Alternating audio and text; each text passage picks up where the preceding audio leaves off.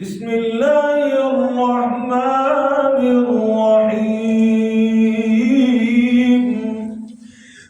बिस्मिल्लाहिर्रहमानिर्रहीम। बिस्मिल्लाहिर्रहमानिर्रहीम। बिस्मिल्लाहिर्रहमानिर्रहीम। अब इस तरीके को आपने कैसे सीखना है, बहुत आसान है, ठीक है। ताकि आपकी जो तवज्जो है वो आपकी कुरान पढ़ रहे हैं। शेख बासित रहमतुल्लाह का अंदाज हम पढ़ रहे हैं, एक बहुत बड़े बुजुर्ग थे, किरात के इमाम थे।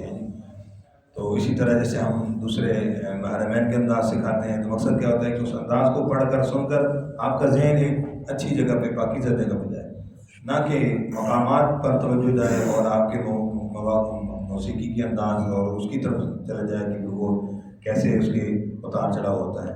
तो इस तवज्जो को जो है ना आपने सही रखना है। तो ज़रा गौर कीजिएगा, इसको हम कैसे पढ़ेंगे। बिस्मिल्लाह पढ़ लीजिए। जैसे बिस्मिल्लाह को हमने ऊँची आवाज़ से पढ़ ली, तो अब इस तरीके से आवाज़ को जैसे खींचना और आवाज़ को ऊँचा करना कैसे करना है, और वंदुहा, ऐसे ही वंदुहा वल्लैलि इज़ा सजा मा वद्दअका रब्बुका वमा क़ला।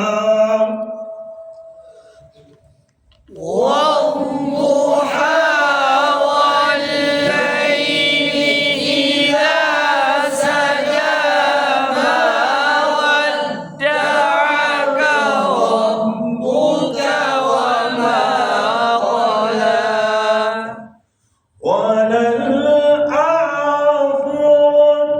خير لك من الأولى. وللآخرة خير لك من الأولى. من الأولى. من الأولى. अब और की जगह मत कैसे करेंगे। ولسوف يعطيك ربك فترضى. ألم يجدك يتيما فآوى. शाबाश। आप ولسوف يعطيك ربك فترضى. ألم يجدك يتيما فآوى. समझ आ गई बात। इस बात को याद कर लेंगे और दूसरा तरीका समझ आ गया है जी। तो अब देखो यहाँ हमने सीखा वो दुहा में। अब ज़हन में क्या होता है कि यार ये तो हमने सिर्फ फलां सूरत तो सही सिखाई, आगे तो हमें कोई और सूरत तो सिखाई नहीं। आप और भी पढ़ सकते हैं।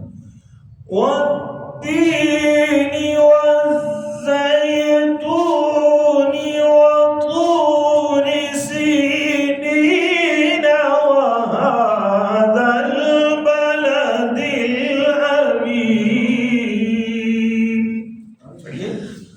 والتين والزيتون وطور سينين وهذا البلد الأمين.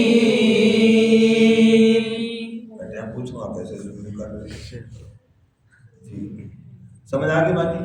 तो मकसद है कि आपने दुहा पे सीखा है, तो इसका मतलब सिर्फ ये नहीं कि अब मुझे इस सूरत आ गई।